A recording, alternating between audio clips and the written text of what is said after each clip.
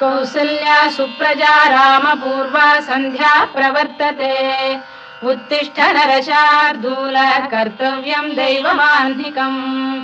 कौसल्या सुप्रजा रामपूर्वा सन्ध्या प्रवर्तते उत्तिष्ठ नरशार्दूल कर्तव्यं दैवमाह्निकम्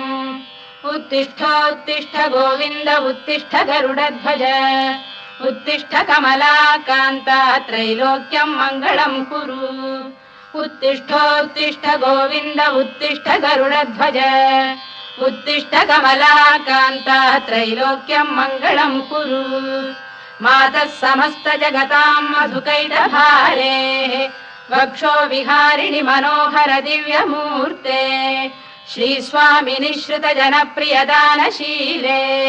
श्रीवेङ्कटेश दयिते तव सुप्रभातम्।